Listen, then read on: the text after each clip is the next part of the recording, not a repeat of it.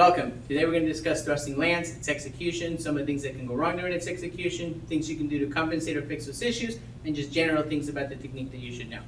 So like a lot of our upper belt techniques, this technique is also in a form, in this case form 6 or long form 6, but the interesting thing to notice is that the middle version of the technique is in the form.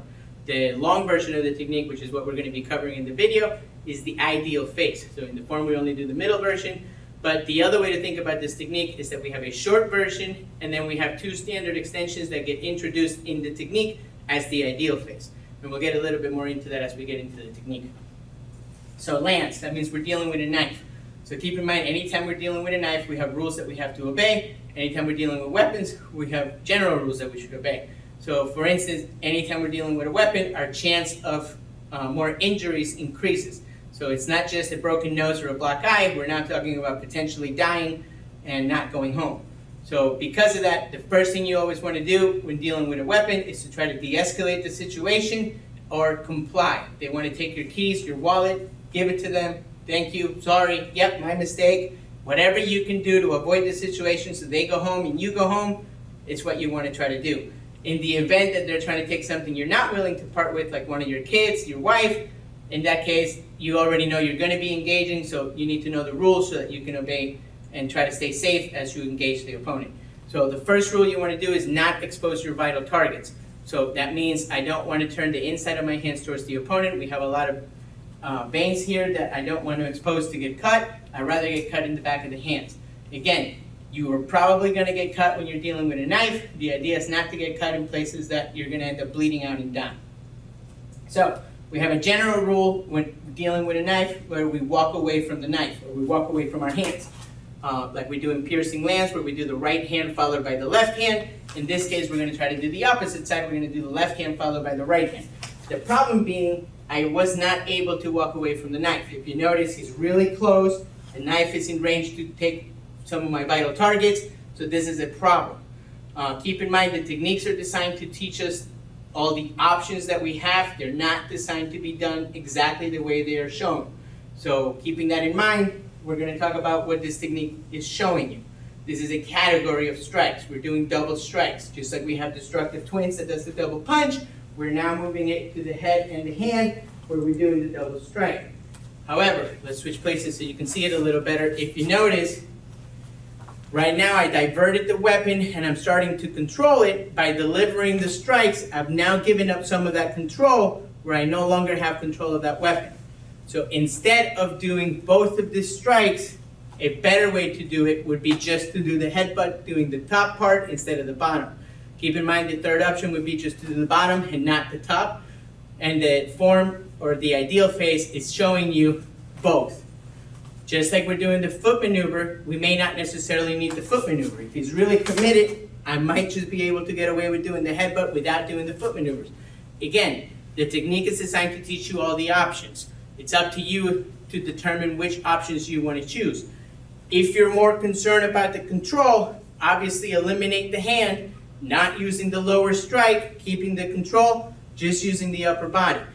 The next thing that can go wrong is you hit with your tempo against his forehead, and you're going to end up losing, giving yourself a headache or possibly a concussion. So you want to try to use the crown, so the top or the front of the forehead to the side. So think diagonally. You're trying to hit with the top, not with the side. From here, we're going to step back to create the distance we were trying to get away from the knife. And the next thing that can go wrong is you do a big circle. So if you notice, I just cut myself. Maybe even if I don't get the neck, I get the eye or the face. It doesn't matter. The idea is I want to do small circles. Small circles, small problems. Big circles, big problems. Keeping my elbow anchored, body fusing. I turn the wrist and use my body to get the rotation. This is where the short version of the technique ends. I got it bent over, I strip the knife, or I leave the knife, and I can go. But we're going to continue. This is where the standard extensions would take over. So the idea here is we're going to introduce the concept of stripping. If you notice, none of our other knife techniques deal with stripping the knife. This is showing you that it is an option.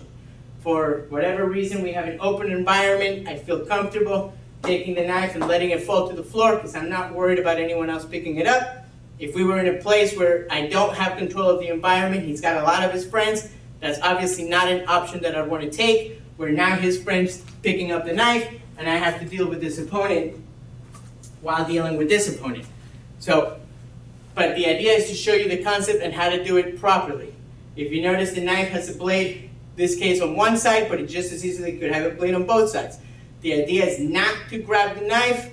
The idea is to use the flat part of my hand against the flat part of the knife. Now keep in mind, one of the reasons we don't strip is because this opponent still has the ability to move the knife.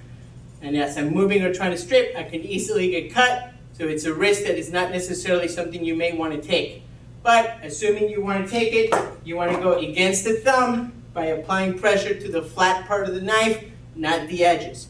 From here is where our first standard extension would come in. I want to control his rotation by kicking him on the hip with the left leg to stop his rotation, and then stepping in just like we do in a lot of our techniques, using the right leg and pulling to put us on the outside of the arm so we can use the right hand. Now just like the beginning of the technique, these are options. You don't have to do all 4 of these strikes going up, down, inward diagonal, outward diagonal. These are options. It's showing you all the different options. I could have just as easily kick and come down with the hammer. I don't have to do the up. I don't have to do the diagonals. I can just leave.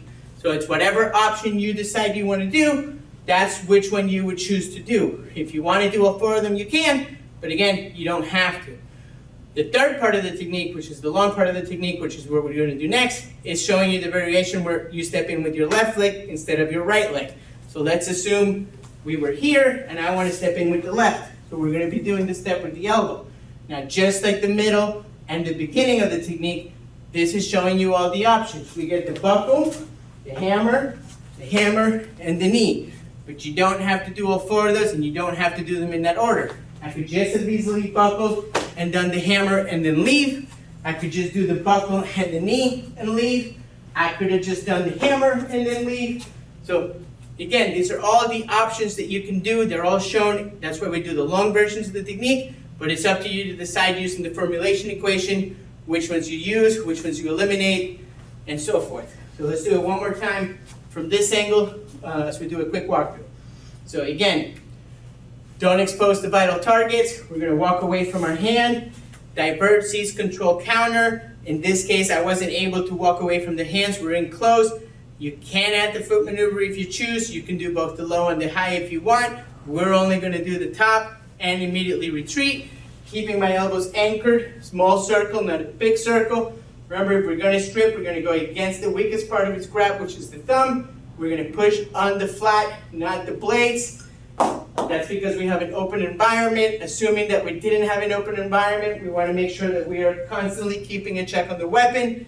If we needed to leave at this point, we could. From here, I want to cancel his rotation and then come in, staying on the outside of the arm. Remember, we're showing options: up, down, inward diagonal, outward diagonal. I'm going to control the arm to make sure we stay on the outside. Now showing how to do this by stepping forward with the left with the elbow. We do the buckle with the hammer, check the arm, hammer, and then the knee.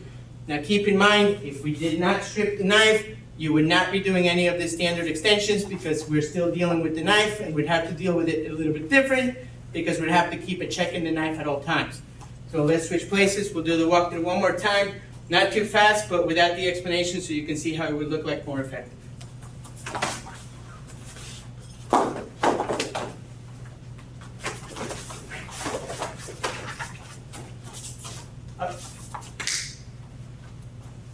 We hope this video helps you.